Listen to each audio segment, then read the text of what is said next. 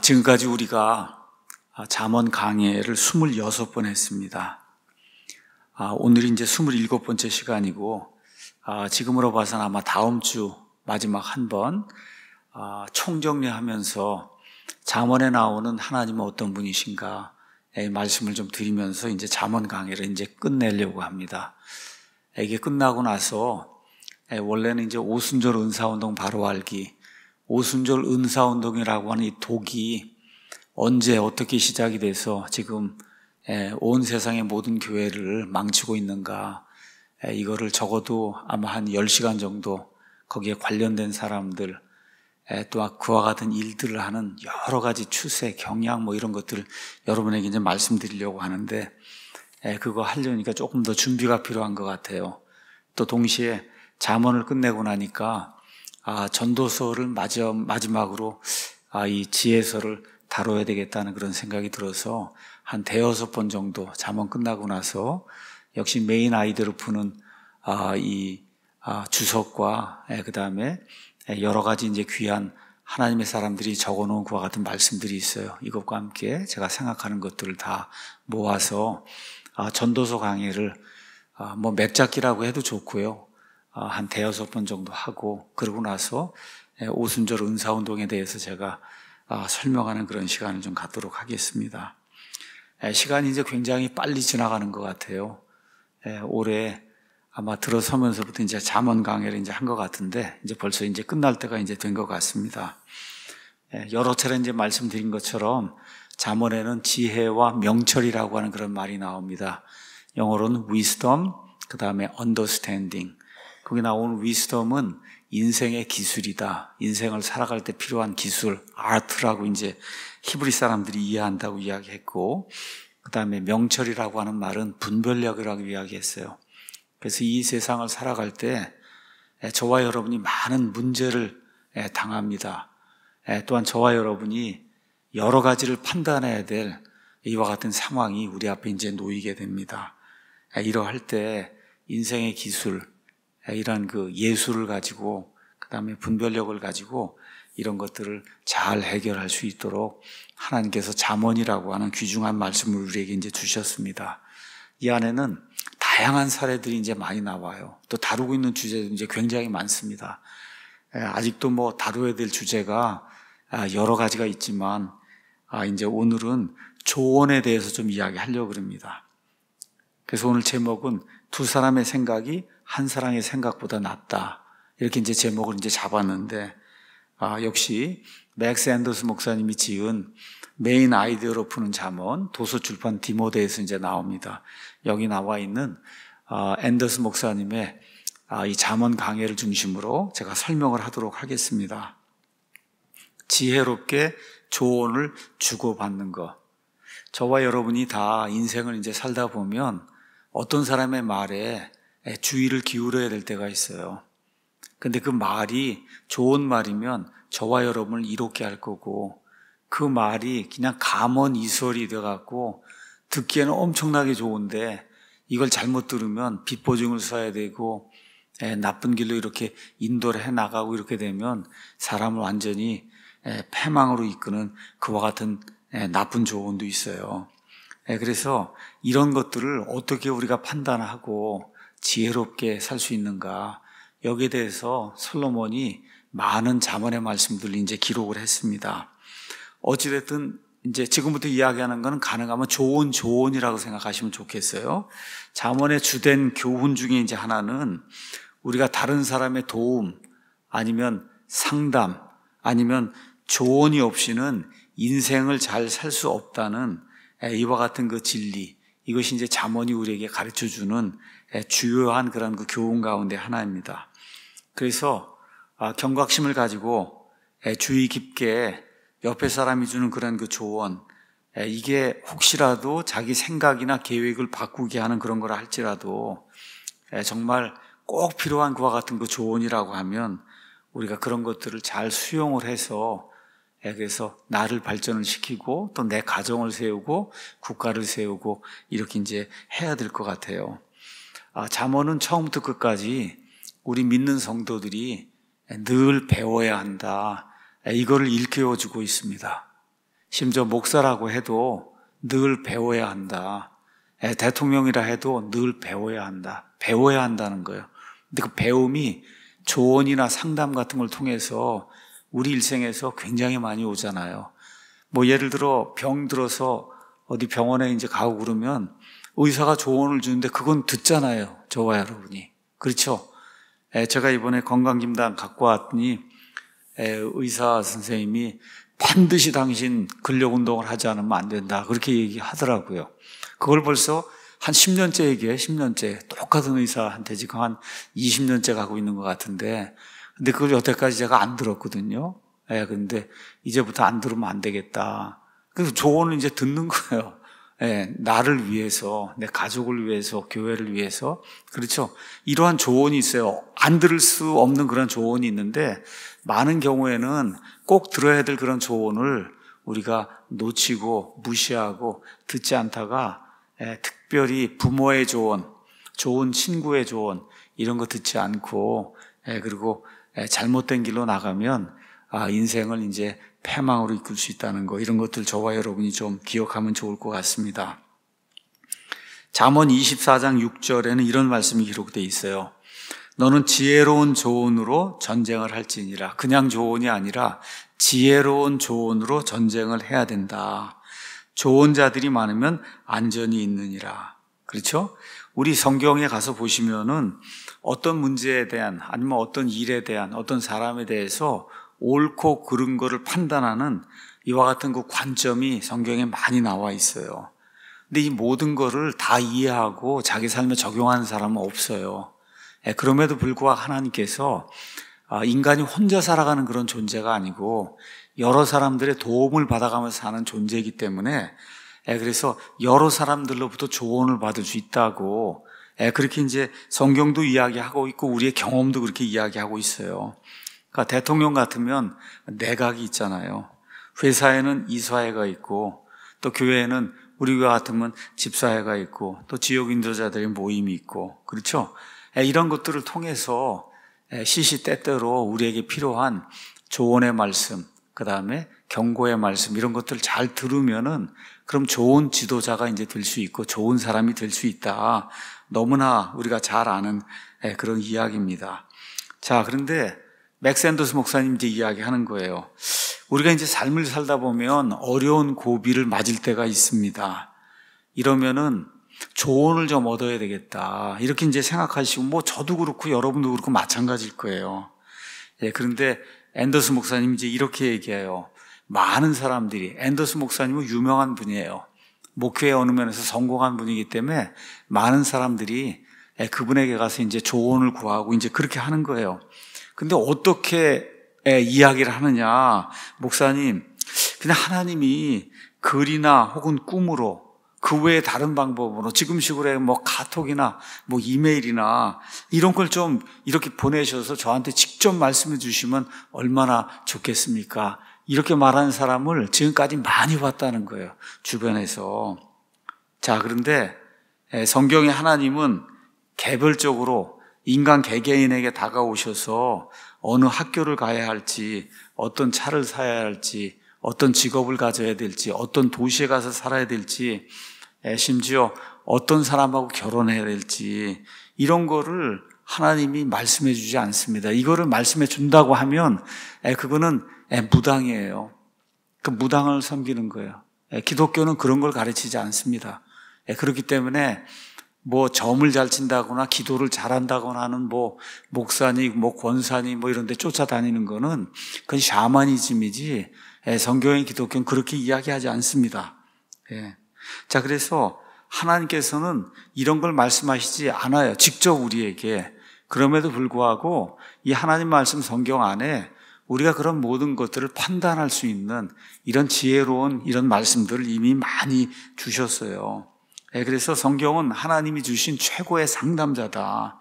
그러니까 저와 여러분이 성경을 그래서 많이 읽어야 되고 또 목사도 이제 성경을 많이 읽어야 되고 성경 말씀을 있는 그대로 가감 없이 성도들에게 창세기부터 요한계시록에 있는 말씀을 자꾸 가르쳐야 돼요. 이렇게 이제 해서 성경 말씀이 익숙해지게 되면 이렇게 문제가 생겼을 때 이걸 우리가 스스로 해결할 수 있는 그와 같은 능력을 이제 갖게 됩니다. 그래서 할 수 있는 한 성경 말씀을 많이 읽고 앞뒤 문맥에 따라 읽고 문법에 따라 읽고 그렇죠? 주어진 역사적 배경에 따라 읽고 이렇게 해서 어느 누구도 이렇게 실족하지 않게 하나님이 좋은 그와 같은 길로 우리를 인도해 주신다는 거 이런 것들을 이제 기억하면서 하나님의 뜻이 멀리 있는 것이 아니라 저와 여러분이 성경 말씀을 제대로 이해하고 그리고 우리 안에 성령님이 함께 하시면은 그리고 판단을 내리면 하나님의 목적에 따라 부르심을 받은 자들에게는 모든 것이 합력하여 선을 이룬다 이런 생각을 가지고 하나님의 말씀의 조언 안에서 우리가 굳건하게 이제 걸어갈 수가 있습니다. 하나님의 인도에 대해서 자꾸 꿈, 이메일, 카톡 이런 게 이제 원하시는 분들이 이제 많기 때문에 우리 교회에 오시는 분들은 성경이 말하는 하나님의 인도라고 하는 책을 꼭 읽으라고 이야기합니다. 성서 유년에서 나온 책의 제목이 성경이 말하는 하나님의 인도. 성경이 말하는 하나님의 인도 이 책을 꼭 읽어야 샤머니즘에서 이제 벗어날 수가 있어요. 자, 그래서 잠언은 우리가 살아가는 그 삶 속에서 발생하는 모든 상황, 이 상황에 대해서 구체적인 설명을 이제 우리에게 해주고 있어요.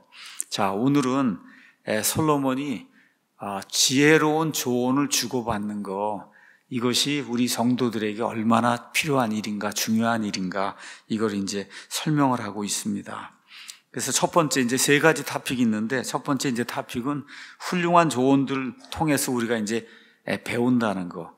이 훌륭한 조언이지 아닌지를 가리는 게 그게 지혜예요. 저 사람이 내게 주는 조언이 그게 정말 하나님의 말씀에 합당하고 정말 좋은 것인지 나쁜 것인지를 그거를 가려내는 것이 지혜고 그게 분별력이다. 그래서 잠언은 먼저 조언을 주고받기에 앞서서 지혜로운 자와 어리석은 자가 어떤 사람인가에 대해서 우리에게 이야기하고 있다는 것을 저와 여러분이 잘 기억을 이제 해야 됩니다. 자, 먼저 3장에 가서 보면 3장 1절, 2절에 내 아들아, 내 법을 잊지 말고 내 마음이 내 명령들을 지키게 하라. 여기 그러면 그것들이 내게 많은 날과 오래 사는 것과 화평을 더한다. 이런 말씀이 이제 그 안에 기록이 되어 있습니다. 말씀드린 대로 내 아들아 이렇게 이야기하는 것은 솔로몬이 물론 자기 아들에게 이야기하는 건 맞아요. 내 아들이 엄청나게 많이 있었을 거예요. 솔로몬에게. 그렇기 때문에 여기 나와 있는 거는 그냥 성경 신자들 이렇게 여러분이 그렇게 생각하시고 그냥 나한테 이야기하는 거다 이렇게 생각하고 받으면 좋을 것 같아요. 그래서 어쨌든 솔로몬이 자기가 가장 사랑하는 자기 아들에게 값을 헤아릴 수 없는 그런 그 조언을 이제 주면서 내가 주는 이 조언, 특히 아마 잠언이 솔로몬의 말년에 이제 기록되었을 것으로 이렇게 이제 판단이 되는데, 그는 40년 동안 가장 지혜로운 왕으로 이 세상을 이제 통치했잖아요. 이런 상황 하에서 자기 아들에게 정말 가장 값진 지금 조언을 주고 있는 거거든요. 물론 우리에게도 지금 주고 있는 거고요. 이런 상황 하에서 솔로몬이 여기에 귀를 기울여야 된다. 결코 이걸 가볍게 여기지 말고 마음속에 간직해야 된다. 간직해야 된다. 이제 그렇게 이야기하는 거예요.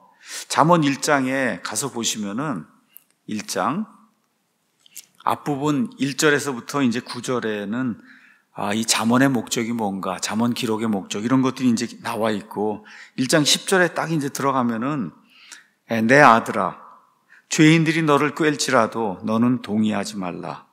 그들이 말하기를 우리가 함께 가자. 우리와 함께 가자. 우리가 숨어 기다리다가 피를 흘리자.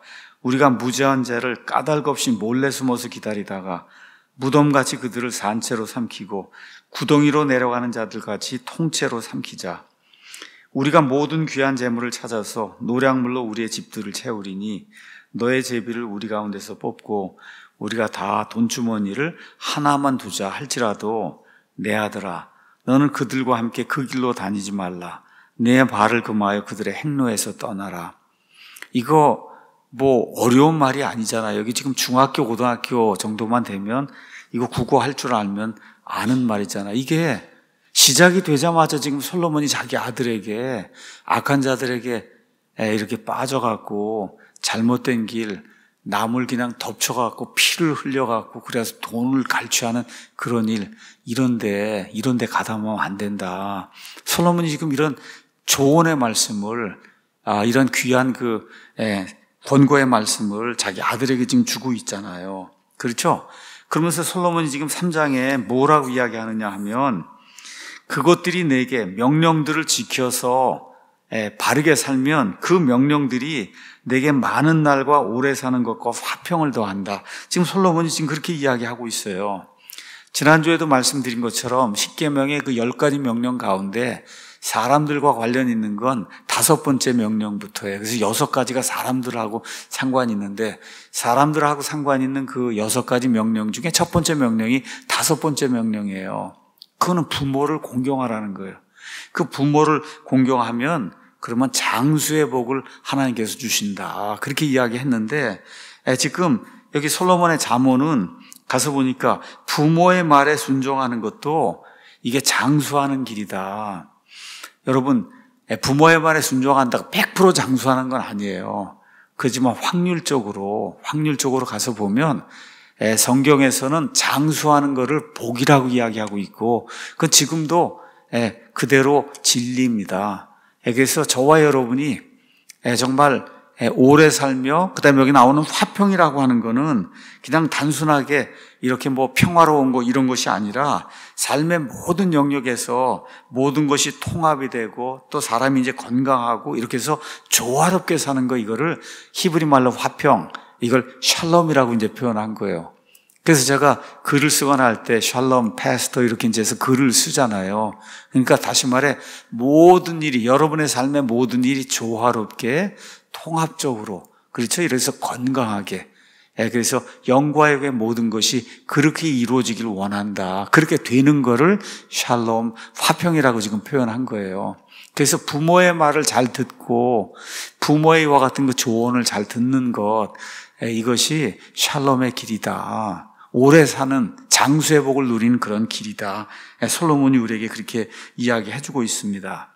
10장 8절에 가서 보니까 마음이 지혜로운 자는 명령들을 받아들이지만 수다를 떠는 어리석은 자는 넘어진다.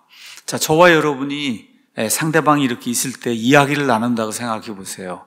제가 그 사람의 말을 들으면은 그럼 가르침을 받을 그와 같은 확률이 큰데, 내가 말을 하면은, 내가 말을 한다는 건 뭐예요? 가르침을 받는 게 아니잖아요. 가르치려고 하는 거잖아요. 그렇죠? 그러니까 우리가 말을 할 때는 배우고 있는 그런 상태가 아니라는 거죠. 근데 잠언은 계속해서 배움의 상태로 있는 것이 더 좋다. 그렇게 이야기하는 거예요. 그러니까 명령들에 귀를 기울이고 그 명령들을 받아들이고 그 명령들 따라 행동할 때 우리가 이제 지혜로운 사람이 된다. 근데 계속해서 들으려 하지 아니하고 수다를 떤다고 하는 건, 계속해서 내 말을 하면은 그러면 조언을 받아들일 그런 기회가 없다는 거죠. 조언을 받아들일 기회가 없다. 조언자가 많지 않으면은, 아니면 조언이 많지 않으면은, 그럼 반드시 패망의 길로 간다고 성경이 우리에게 이야기해주고 있는 거예요. 그래서 입을 계속해서 벌리고 남의 말을 듣지 않고 특히 조언을 듣지 않는 이런 사람들은 어떤 것도 인생에서 배우지 못한다. 그래서 조용하게 선생님들이 이야기하거나 목사가 무언가를 이렇게 강해하거나 강론하거나 이렇게 할 때, 이때 말을 잘 유심히 들어야 된다. 12장 15절 가서 보니까 어리석은 자의 길은 그가 보기에 오르나 권고에 귀를 기울이는 자는 지혜롭다. 여기 권고라고 하는 말, 이 말은 영어로 이제 카운셀러로 이제 돼 있어요. 이게 참 번역하기가 카운셀이라고 돼 있어요. 번역하기가 어려운 말이에요. 우리 누구에게 이제 상담 받으러 간다 그러면 카운셀링 하러 간다 이렇게 이야기하잖아요. 카운셀링. 우리 이사에서 가서 보시면은, 이사에서 9장에 가서 보시면 예수님에 대한 이런 표현이 있는데, 9장 6절에 이는 한 아이가 우리에게 태어났고 한 아들이 우리에게 주어졌는데 그의 어깨에는 정권이 놓이고 그의 이름은 놀라우신 분, 그 다음에 좋은 자, 강력하신 하나님, 영존하신 아버지, 평화의 통치자라 할 것이기 때문이라. 여기 가서 좋은 자예요. 예수님의 이게 좋은 자가 대문자로 되어 있잖아요. 가서 보시면 The Counselor, 저와 여러분에게 상담해서 조언을 주시는 분이다. 이게 또 카운셀이라고 하는 말이 계획한다는 그런 뜻이에요. 그러니까 인류의 모든 역사를 계획하시는 분이에요. 이렇게 계획하시니까 조언해 주실 수 있잖아요. 모든 걸 다 아시고, 그렇죠. 계획하시니까 조언해 줄 수 있다.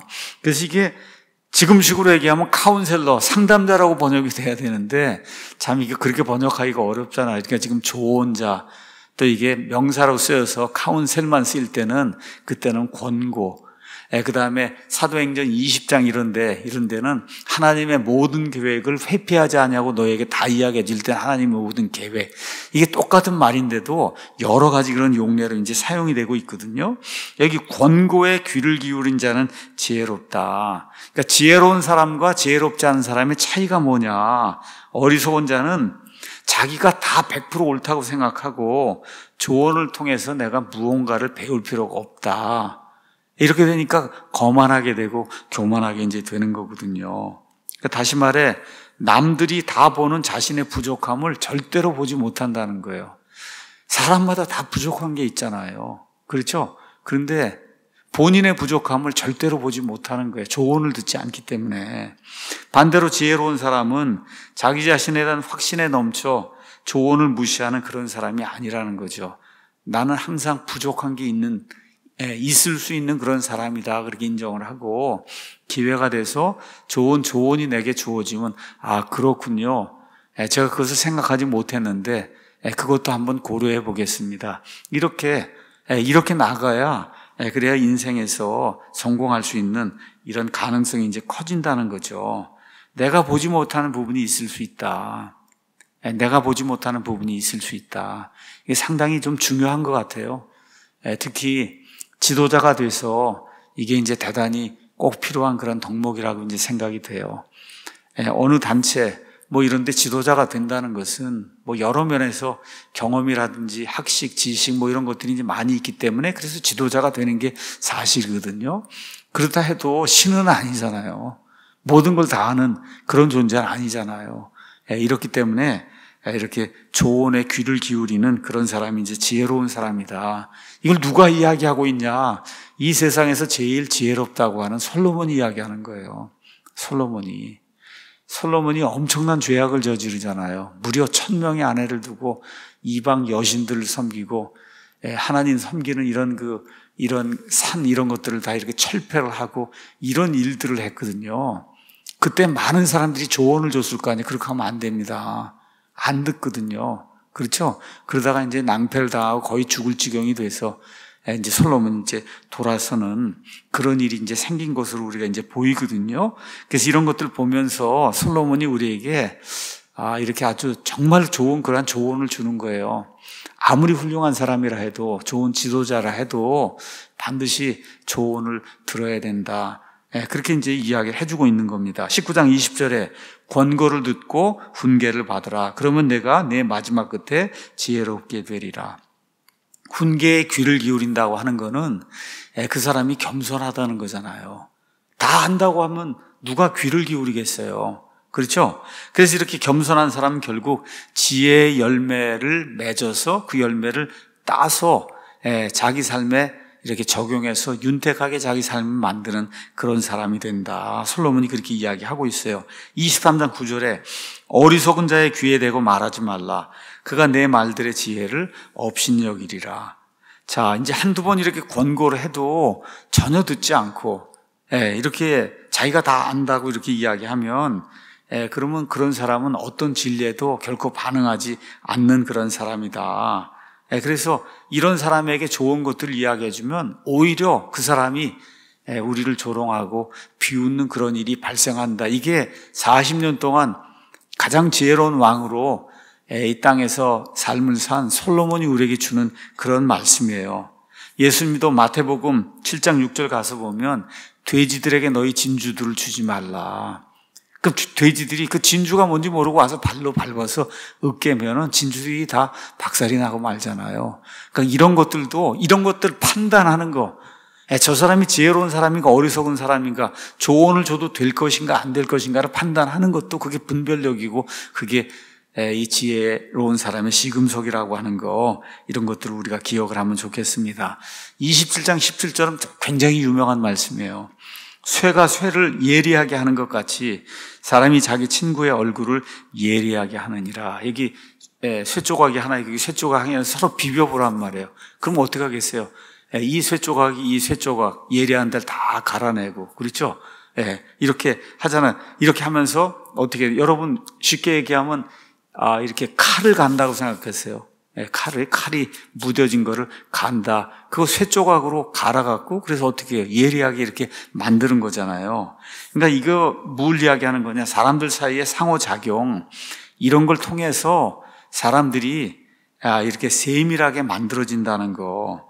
그러니까 이러한 그 원리는 사업할 때, 뭐 학문을 할 때, 그 다음에 육체적인 분야뿐만 아니라 영적인 분야 등 삶의 모든 분야에서 이런 일들이 이루어진다는 거죠. 그래서 이제 학교에서도 이제 뭐 대학원 생활하거나 이러면은, 그럼 교수와 함께 이제 학생들이 이제 같이 이야기를 해요. 그 이야기하면은 우리가 이제 요새 우리 그런 말 많이 쓰죠. 브레인스토밍을 한다. 그렇게 얘기해요. 브레인, 뇌를 갖다 그냥 폭풍 치듯이 막 해갖고 이렇게 뇌를 때린다 이렇게 하는데, 그렇게 이제 하면은 좋은 생각이 나오는 거예요. 이런 주제에 대해서 이야기할 때 한번 이야기를 해봐라, 생각해 볼 수 있는 거 다 이야기하라 그러면 교수라 그래서 다 100% 아는 건 아니잖아요. 그렇죠? 그래서 서로 주고받고 이런 것들을 통해서 사람이 세밀하게 다듬어질 수 있다.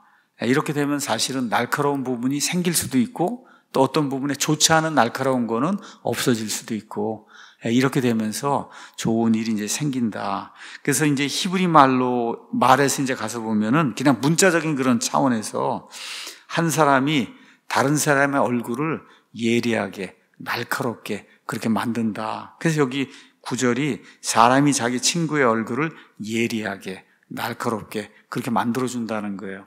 예리하게 한다니까 막 이렇게 사람을 쏘는 그와 같은 말을 한다 이런 이야기가 아니고, 모든 면에서 판단을 예리하게 잘하는 그런 사람이 되게 만든다. 이렇게 저와 여러분이 이해를 하시면 좋아요. 이렇게 되면 그 사람이 얻은 유익이 얼굴에서 드러난다는 거예요. 그 사람이 얻은 유익, 조언을 통해서 얻은 유익이 그게 그 사람의 얼굴에서도 나타난다. 자, 두 번째 이제 토픽은 구체적인 책망을 통해서 우리가 이제 배울 수 있다는 거. 저와 여러분이 인생을 살아가다 보면 반드시 문제를 만나게 됩니다. 그러면 좋은 친구가 우리를 이제 바로 잡아줄 수가 있어요. 좋은 친구 중에 가장 좋은 친구가 누구냐? 자기 아내와 자기 남편이에요. 그래서 우리가 영어로는 이걸 soulmate라고 이렇게 이야기하는 거예요. soulmate, roommate가 아니라 soulmate. 나이가 점점 들면서 룸메이트로 변하는 부부가 엄청 많아요. 그냥 같이 룸만 사용하다가 나중에 룸도 같이 사용 안 하고 이렇게 이제 하면 곤란해지거든요. 그러니까 결혼이라고 하는 거는 소울을 같이 나누는 사람이에요. 방을 같이 나누는 사람이 아니라 소울. 우리 제 처와 제 아내가 있으면은 서로의 소울을 이렇게 공유하는 이와 같은 그 친구. 이 친구의 그런 조언이 그래서 이제 굉장히 이제 필요한 거죠. 그래서 지혜로운 사람은 그러한 충고를 반가워하지만 강팍한 사람은 그저 화만 낸다. 제가 지금까지 목회를 한 20년 이제 하는 가운데 제가 처음에 이제 설교할 때 무슨 설교를 했나 이렇게 찾아서 이렇게 보면은, 그리고 얼마 동안 했나 이렇게 찾아보면 얼굴이 뜨끈뜨끈하거든요. 무려 1시간 반을 설교를 하고 도대체 뭘 했는지 그냥 늘어놓고 이제 그렇게 한 거예요. 아무것도 모르니까 그렇게 이제 했거든요. 이것이 이제 시간이 지나면서 소울메이트가 계속해서 계속 이렇게 해야 된다, 저렇게 해야 된다, 이렇게 날카롭게 지적을 하고 이렇게 이제 하면서 설교가 발전을 하고, 제가 심지어 나쁜 그런 그 습관도 있고 고질적으로 반복이 되는 습관도 있고, 그러면 자꾸 이야기하면 정신을 차리고 그러고선 이렇게 가다듬어서 잘해야 되겠다 이런 생각을 하고 하면서 여기까지 이제 오게 된 거예요. 그냥 되는 게 아니고 그런 일이 모든 사람에게 이제 필요하다는 거죠. 근데 누가 가장 필요하냐? 좋은 친구가 가장 필요하다는 거. 그래서 자기 아내나 자기 남편이나 정말 소울메이트로 날이 갈수록 서로 존중하고 서로를 이렇게 의지할 수 있는 그런 관계로 발전하는 게 그게 하나님이 원하시는 그와 같은 그 부부 관계일 거다. 이렇게 저는 그렇게 이제 생각을 합니다. 9장 7절에서 9절 가서 보면 비웃는 자를 책망하는 자는 수치를 당하고 사악한 자를 꾸짖는 자는 오명을 얻느니라. 비웃는 자를 책망하지 말라. 그가 너를 미워할까 염려하노라. 지혜로운 자를 꾸짖으라. 그가 너를 사랑하리라. 지혜로운 자에게 훈계를 주라. 그러면 그가 더욱 지혜롭게 되리라. 의로운 자를 가르치라. 그러면 그의 학식이 늘어나리라. 자, 여기 가서 보니까 우리가 지혜를 얻으려고 하면은 맥센더스 목사님이 얘기하는 거 비판이 꼭 필요하다는 거예요. 우리 일이 제대로 잘 되려고 하면은 비판이 필요하다. 여러 가지 방법이 있는데 그 방법 중에 하나가 비판 아니면 비평하는 거라고 이제 이야기하는 거예요. 자, 여기 비웃는 자가 나오는데 비웃는 자는 남이 충고를 할 때 왜 비웃냐? 본인이 거만하기 때문에 들을 필요가 없다고 생각하기 때문에 비웃는 거거든요. 이런 사람 가서 충고하고 그 다음에 이제 훈계를 주면 그러면 우리 뚜껑이 열린다 그렇게 얘기하잖아요. 그 사람이 그런 말을 듣고 거기에 감사하는 게 아니라 폭발하죠. 그냥 감정이 이제 폭발해갖고 모욕적인 언사를 하고 도리어 그 사람 때문에 조언을 준 사람이 오명을 얻는다는 거예요. 흠이 잡힌다는 거예요. 지금 잠언 기자 솔로몬이 우리에게 이야기해 주는 거예요. 자, 그래서 솔로몬은 비웃는 자를 사악한 자하고 동일시하면서 거만한 그런 태도를 갖게 되면 결국 인생에서 파멸할 수밖에 없다. 이렇게 이제 경고를 해주고 있어요. 자, 8절 이제 중간 부분부터 9절의 내용은 지혜로운 사람에게 조언을 주면 반응이 완전히 반대로 나타난다는 거예요. 그렇죠? 아, 나를 도와주려고 이런 말을 하는구나. 이렇게 이제 깨닫고 그렇게 이제 조언하는 그런 사람을 사랑하게 된다. 사실 저도 처음에 이제 제 아내가 설교를 지적하고 뭐 이렇게 하면은 엄청 힘들어요.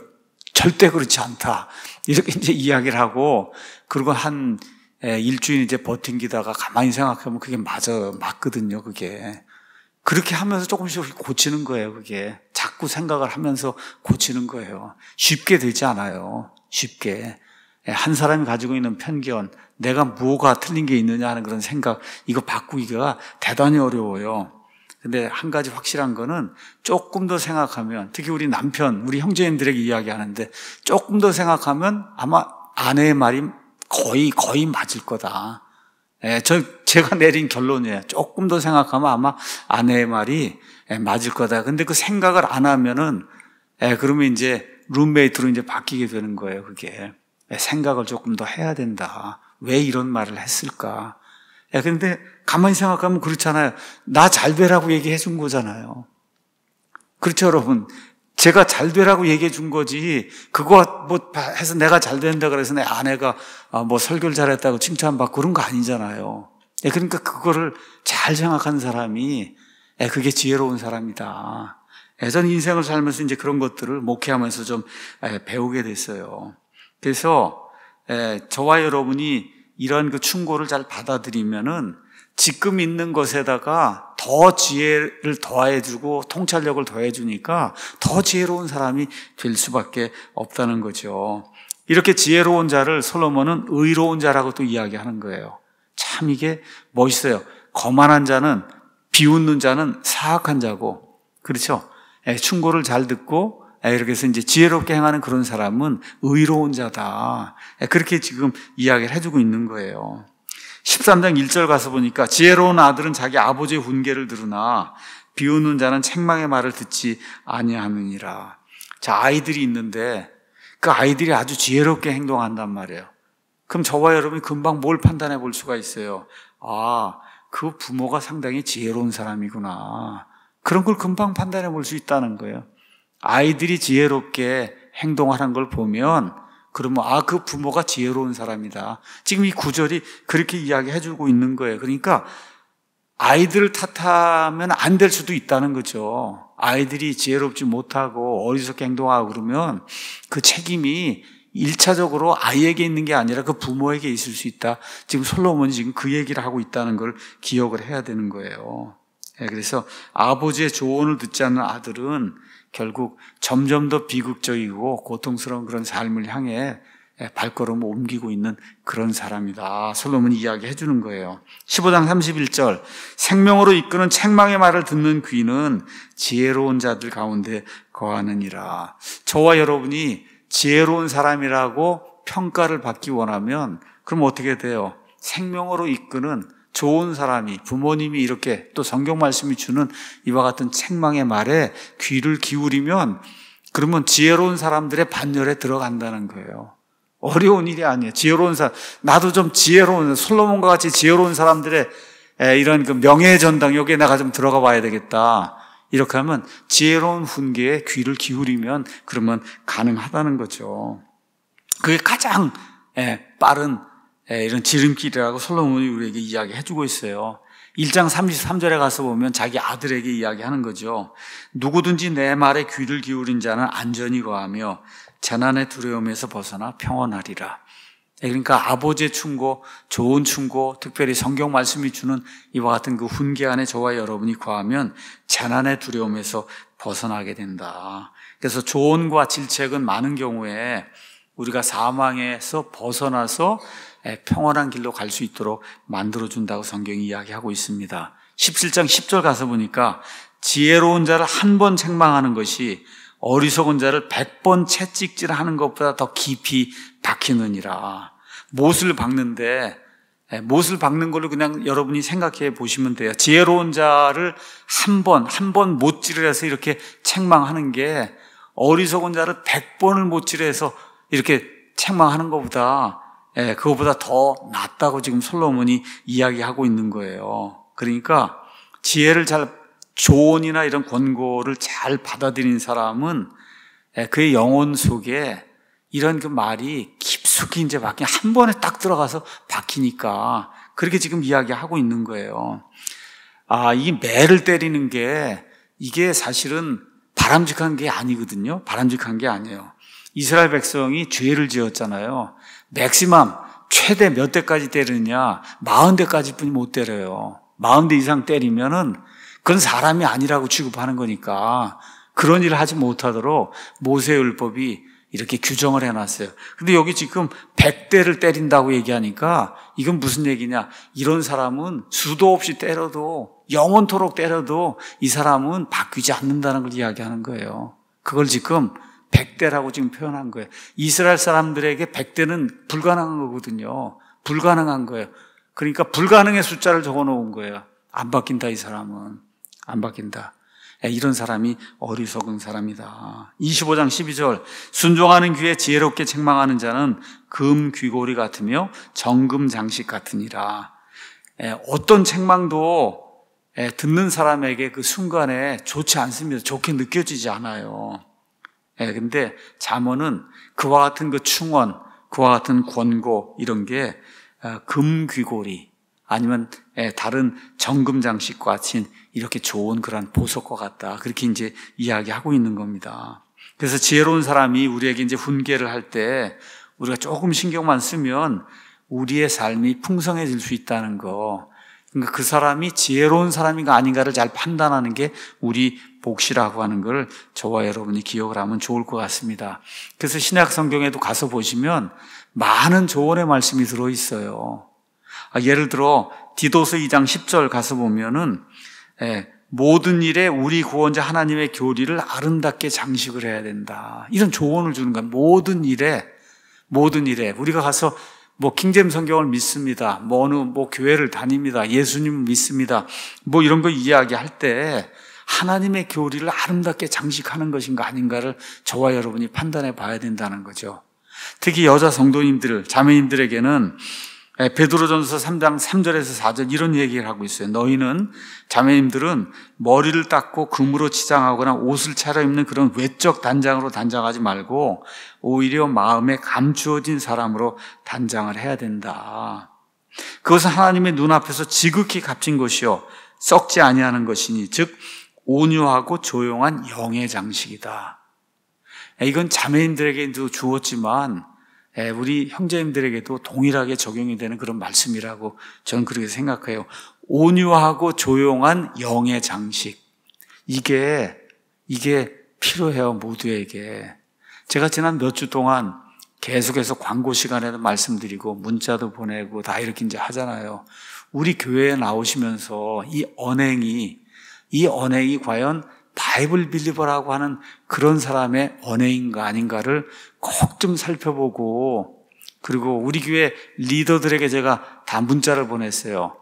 그래서 그런 사람, 좋지 못한 언행이 있는 사람이 있으면 반드시 권고를 해야 됩니다. 몇 차례 권고를 해야 됩니다. 그래도 말을 듣지 않으면은 조용히 우리 교회와는 상관이 없으니 다른 데 가서 믿음 생활하라고 그렇게 권면을 해야 됩니다. 제가 우리 교회 리더들에게 다 문자를 보냈어요, 지난주에. 그리고 제가 또 뭐라고 썼냐? 그것이 판단이 안 되거나 그런 일을 못하면 리더십을 내려놔야 됩니다.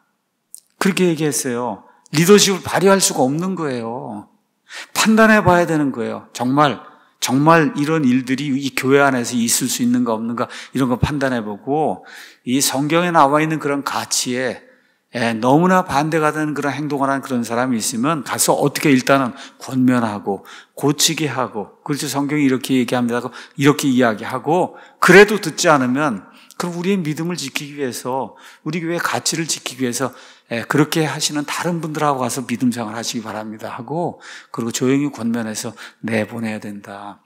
그 일이 판단이 안 서거나 제대로 하지 못하면 리더십을 내려놔야 된다. 본인 자신이 그 판단이 안 되는데 어떻게 교회에 리더십을 발휘할 수 있겠느냐. 이렇게 제가 우리 교회 형제님들에게 이제 편지를 좀 보냈어요. 그리고 형제님들, 자매님들도 이 편지를 좀 공유해서 같이 나누셔라, 그렇게 말씀을 드렸거든요. 지금 이런 거예요. 그러니까 지금 조언이 성경 말씀을 통해서도 오고, 그 다음에 성경 기록을 통해서도 오고, 목사의 설교를 통해서도 오고, 이런 게 올 때 잘 판단해야 된다는 거죠. 잘 판단해서 내가 정말 하나님의 말씀에 합당한 그런 삶을 살고 있는가. 이게 제일 중요한 거예요, 여러분.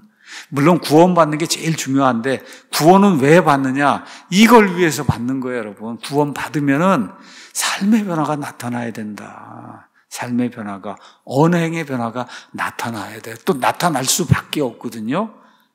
이 일을 위해서 구원받는 거예요. 물론 천국도 가지만. 그러니까 이런 것들이 예수님을 믿는다고 하는 그런 사람의 특징이라고 하는 걸 저와 여러분이 꼭 기억을 하면 좋습니다. 자, 지난주에는 우리가 이제 설교 코칭을 했어요. 우리 교회 신학원 다니시는 분들하고, 그 다음에 또 누구든지 와서 들을 수 있는 분은 들어라, 이렇게 이제 해서 이제 설교 코칭을 이제 했습니다. 이제 설교 코칭을 했는데 제가 한 분을 조금 좀 혹독하게 이제 좀 비판을 했어요. 한 분을. 왜 혹독하게 이렇게 비판을 했냐. 이런 젊은 형제가 앞으로 그런 식으로 설교를 하면은, 그러면은 이거는 안 된다. 다시 말해, 그 젊은 형제의 앞날을 내가 보고 그 형제가 좋은 방향으로 나갈 수 있도록 그렇게 해주기 위해서 뼈 아픈 그와 같은 그 비평을 했어요. 뼈 아픈. 그건 제가 작심을 하고 한 거예요. 왜 그러냐? 그 형제가 잘못된 길로 가면 안 되기 때문에. 그렇게 해서 킹제임 성경을 쓰고 뭐 이렇게 하는, 킹제임 성경 쓰는 사람이 이렇게 성경을 해석하고 이렇게 설교를 하는구나, 이렇게 되면 안 되잖아요. 이게. 그렇기 때문에 나온 김에 이렇게 해서 이런 일은 이렇게 하면 안 된다. 이거를 이제 제가 말 그대로 작심을 하고, 그리고 혹독하게 이렇게 비판을 했어요. 비평을 이제 한 거예요.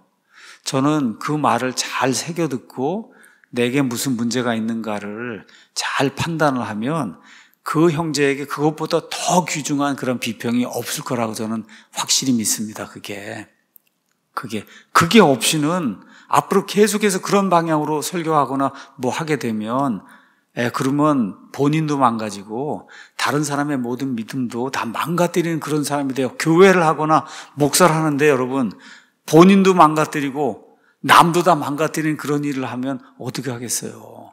그렇잖아요. 그렇게 되면 어떻게 해요? 제가 이번 기회가 왔으니까, 거기 부인도 있고 다 그러니까 이번 기회에 그렇게 하면 안 된다. 누가 가장 잘 고쳐줄 수 있냐? 부인이 가장 잘 고쳐줄 수 있기 때문에 부인이 와서 듣고 그렇게 해서 목사가 이렇게 좀 비평하는 거 듣기 싫어도 그래도 좀 잘 이렇게 들어야 된다. 왜 제가 이걸 확신 있게 이야기 드릴 수 있냐? 제가 이제 그렇게 해서 그래도 좀 변화가 됐기 때문에 그래서 이야기 드리는 거예요. 분명하게 여러 책들을 통해서 이런 것들을 이제 보고 고치려고 노력을 이제 해야 되는 거예요. 자, 그래서 좋은 설교자가 되려고 하면 다른 거 없어요. 설교에 관한 좋은 책들을 많이 읽어야 돼요. 설교에 관한 좋은 책들을 많이 읽어야 된다. 저 말고도 훌륭한 그런 사람들이 다 설교를 다 이렇게 적어놨거든. 설교는 이렇게 해야 된다. 이 가운데 아닌 건 버리고, 그리고 나한테 도움이 돼야 된다 하는 그런 모든 것들은 그냥 다 100% 수용해서 어떻게 하든지 하려고 노력을 흡수해서 하려고 노력을 이렇게 해야 그래야 이제 되는 거예요. 요 근래 또 우리 교회에서 몇 가정이 요새 좀 퍼스널 트레이닝 이렇게 해서 우리 교회에 또 이제 PT 이렇게 하시는 그런 좋은 형제님이 있어갖고 그래서 요새 뭐 스쿼트도 배우고 그 다음에 캐틀벨 스윙 하는 것도 배우고 뭐 데드리프트도 배우고 막 그렇게 해요. 그렇게 할 때 옆에서 보면 본인은 전혀 못 느끼는데 등이 굽어지고 막 하여튼 이런 일이 이제 생긴단 말이에요. 그럼 어떻게 해요? 이거 등이 굽어서 안 되겠다고 그렇게 얘기해 주잖아요. 자기는 못 본단 말이에요. 안 보여요, 자기는. 본인은 아주 엄청 잘하고 있는 걸로 생각하는데 남이 보면 그렇지 않다는 거죠. 이게. 그래서 남이 보고 조언을 주는 게 인간 삶에 거의 매사에 필요한 일이다. 이런 거를 하면서 우리 같이 참여했던 그런 형제 자매님들이 이래서 설교 비평이 필요하군요. 이런 이야기를 자연스럽게 하는 걸 제가 이제 보게 됐습니다. 자, 세 번째 이제 토픽은 조언자의 그 도움이 어떤 가치를 가지고 있는가. 훌륭한 조언을 따르는 것은 삶의 여러 영역에서 우리의 그 실패와 성공을 결정하는 그런 그 요인이 됩니다. 11장 14절 조언이 없는 곳에서는 백성이 넘어지나 좋은 자들이 많으면 안전이 있느니라. 저와 여러분이 나쁜 결정을 한번 내렸다고 생각해 보세요. 잠 잘 수 있겠어요, 여러분? 특히 결혼을 잘못했다거나 뭐 완전히 투자를 잘못해서 뭐 온 재산을 날리게 됐다거나 이러면 여러분 잠잘 수 있겠어요? 잠 안 온단 말이에요. 그렇죠? 그만큼 중요한 거다 이게. 결정을 잘 내리는 것이. 그렇죠? 그러니까 뭐가 필요하냐? 훌륭한 조언이 필요한 거예요. 이 조언이라고 표현된 이런 단어는 여러분 배가 이렇게 큰데 배가 오른쪽 가냐 왼쪽으로 가냐 뭐로 결정이 돼요? 조그만 뒤에 있는 키 요거 하나로 요게 이렇게 하나에 따라 배가 엄청난 배가 다 오른쪽으로 가고 앞으로 가고 왼쪽으로 가고 이게 결정이 되는 거잖아요. 그렇죠? 조언이 바로 그런 역할을 하는 거다. 그렇죠? 그러니까 이 키도 조종한 사람이 쥐고 있는 조그만 키, 그렇죠? 이것이 잘못되면은 엄청난 규모의 그 배가 어떻게 파손하고 만단 말이에요. 조언이 그런 거다. 조언이 들어왔을 때 그게 보기에 작은 것 같아도 그걸 잘 따르지 않으면 인생에서 아주 큰일, 거기 낭패를 볼 수 있는 가능성이 크다는 거죠. 그러니까 안전을 위해서 지도자는 많은 조언자들의 지혜를 이제 사용해야 되는데 조언을 준다 그러고서는 예를 들어 뭐 대통령이다. 뭐 대통령 옆에 쓸데없는 자들이 이제 더 많이 가서 이렇게 붙잖아요. 이거를 우리가 보통 똥파리라고 이렇게 이야기하는데 이 파리들이 붙는 거 이거를 가려내는 사람이 그게 지혜로운 사람이에요.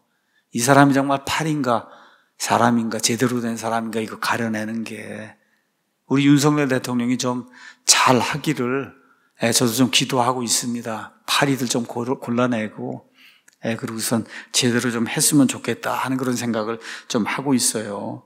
이게 잘못되면 승리를 놓쳐버리게 되는 이런 실수를 우리가 범하게 됩니다. 15장 22절 조언이 없으면 계획들이 좌절되나 좋은 자들이 많으면 그것들이 굳게 서느니라. 그러니까 왕도 마찬가지고 개인도 마찬가지고 그래서 특히 집안에서는 부모가 적어도 20년, 30년, 40년을 많이 살았잖아요, 인생에. 그렇죠. 산전수전을 겪었기 때문에 부모의 말을 잘 듣는 게 중요하다. 부모의 말을. 특히 시집가고 장가가고 할 때 이걸 좀 잘 생각을 하고 부모가 얘기하는 거에 귀를 좀 기울여야 된다. 물론 내가 좋아하는 것도 있지만 이게 잘 기울이고 그리고 잘 판단을 내리지 않으면 얼마나 힘든 일이 발생하는가. 이게 인간의 역사가 우리에게 이야기해주고 있는 거예요. 20장 18절 모든 목적한 바가 의논함으로 굳게 세워지나니 좋은 충고를 가지고 전쟁해라. 전쟁할 때도 좋은 충고, 어드바이스, 카운셀러 이런 것들이 이제 필요하다는 거죠. 말 그대로 전쟁할 때 조언이 없으면은 그러면 백전백패 한다는 거예요. 백전백패. 무조건 아무 준비도 없이 전쟁에 뛰어들게 되면 그러면 절대 승리하지 못한다는 거죠. 최선의 조언을 우리가 받아야 된다. 그래서 우리 예수님도 누가복음 14장 31절 가서 보면 어떤 왕이 다른 왕을 대적하여 전쟁을 일으키려 할 때 먼저 앉아서 자기를 대적하여 2만 명을 거느리고 오는 자를 자기가 10,000명으로 당해낼 수 있을지 곰곰이 생각해보지 아니하겠느냐. 본인만 생각하겠어요? 좋은 자들 다 불러놓고 한번 의견을 내라고 그러고 그렇게 하지 않겠느냐. 그렇죠? 이런 말씀이에요. 성경이 이야기하는 게. 그래서 그리스도인들이 이러한 원리를 영적 전투에서도 잘 이용을 해야 된다. 24장 5절에서 6절 지혜로운 자는 강하고 참으로 지식 있는 자는 힘을 늘리나니 너는 지혜로운 조언으로 전쟁을 할지니라. 좋은 자들이 많으면 안전이 있느니라. 그러니까 군사력만으로는 전쟁에서 승리를 얻기 어렵다. 그래서 여러분 삼국지 이런 데 가서 보면 뭐 제갈공명이니 뭐 이러한 그 옆에 좋은 자가 있잖아요. 그렇죠. 그래서 다 좋은 자가 이제 필요한 거예요. 다윗 왕에게도 많은 좋은 자들이 있었고 솔로몬에게도 많은 좋은 자들이 있었어요. 그래서 압도적인 군사력이 하나만 가지고 전쟁에 승리하는 건 아니다. 반드시 좋은 자가 있고 조언들이 있어야만 그래야 승리할 수 있다는 거죠. 결론의 말씀 드리고 적용하는 거 한 가지 말씀드리고 이제 마치겠습니다. 사실 우리가 좋은 말 한마디를 잘 듣게 되면은 모든 복잡한 그런 모든 문제가 그냥 한 번에 싹 깨끗하게 정리되는 이런 경험을 우리가 이제 할 때가 있습니다. 생각이 아주 복잡한데 딱 그 조언의 말 하나 들으니까 깨끗하게 생각이 이제 바뀌는 그런 일이에요. 가서 보니까 좋은 예화가 나와 있습니다. 어떤 이제 선교사님 부부가 아프리카 오지에서 이제 평생을 선교 사역한 후에 이제 본국으로 이제 돌아오고 있었어요. 배를 타고 이제 돌아오는데 그 배에 루스벨트 대통령도 이제 같이 이제 탔습니다. 루스벨트는 아프리카에 가서 사냥 여행을 하고 돌아오는 중이었는데, 글쎄 그 대통령을 위해서 그냥 막 밴드가 연주를 하고 막 이렇게 이제 하는 거예요. 많은 고위 인사들이 몰려오고 엄청난 규모의 인파가 모여갖고, 그러니까 이제 도착하니까, 그러니까 이제 대통령이 왔다고 이제 환영을 하고 있는 거예요. 근데 이제 선교사가 가만히 자기 자신을 생각해보고, 그러고는 결국 이렇게 불평의 말을 이제 자기 아내에게 하는 거예요. 이건 너무 불공평해. 대통령이라 해봐야 그 사냥 이런 거 여행하러 아프리카에 갔는데 온 세상이 나와서 떠들썩하게 그를 맞이해주고 있구만. 근데 우리는 아프리카에서 그리스도를 위해 평생을 바쳤는데 환영해 준 사람이 한 명도 없으니 이게 얼마나 불공평한 일이야. 이렇게 해서 이제 불평을 이제 늘어났어요. 그랬더니 그의 아내가 옆에서 멋있는 조언을 해준 거예요. 뭐라고 조언해 줬냐? 여보, 맞는 말이에요. 그런데 당신은 아직 하늘에 있는 본향집에 가지 않았어요. 하늘에 있는 본향집에 가면 하나님께서 그를 맞아주시고 천사들이 그를 영접해주는 그런 일이 발생하는데 아직은 거기 가지 않았기 때문에 그런 일이 발생하지 않는다. 이 한마디로 그 선교사님의 모든 불평불만은 그냥 끝이 난 거예요. 이게 훌륭한 조언이고 좋은 상담이다. 그렇죠? 혼란 속에 빠진단 말이에요. 선교사로 평생을 아프리카에서 선교했는데도 이런 일을 당하니까 어때요? 혼란 속에 빠지는 거죠. 이게 이럴 수가 있나? 근데 재치 있게 그 부인이 이 모든 일을 그냥 말 한마디로 깨끗이 싹 정리를 해버리니까 그 모든 게 완전히 이제 정리가 되잖아요. 자, 그래서 이런 것들을 보면서 혼자서 생각하지만 말고 특히 어려운 일이 발생하고 특히 결혼과 같이 인생에서 가장 중요한 그런 일이 발생하고 할 때 정말 부모님의 그런 조언을 잘 듣는 그런 사람이 이제 돼야 된다. 근데 많은 경우에 조언은 굉장히 좀 고통스럽습니다. 그걸 받기가. 이렇게 비평을 받고 이러는 게 그게 쉬운 일이 아니에요. 그럼에도 불구하고 그것이 옳다면 반드시 그걸 쫓아가야 된다. 그래야 인생에 성공할 수 있다는 거. 자, 이런 것들이 저와 여러분이 기억을 하면 좋겠습니다. 마지막으로 삶의 적용에 대해서 말씀을 드리겠습니다. 조언을 듣지 않으면 어떤 일이 발생하는가. 여기에 대한 예화가 좋은 게 또 나와 있어서 여러분에게 이제 소개하려고 합니다. 저와 여러분이 할 수 있는 가장 가치 있는 일 가운데 하나는 하나님이 우리에게 이제 주신 말씀, 성경 말씀, 그 다음에 우리 삶 가운데 하나님이 보내주신 여러 조언자들이 있거든요. 이런 사람들의 그 조언에 귀를 잘 기울이는 거, 이게 상당히 가치 있는 그런 일입니다. 지혜로운 상담은 세상 사람들이 멸시하는 그런 사람들을 통해서도 올 수 있다는 거예요.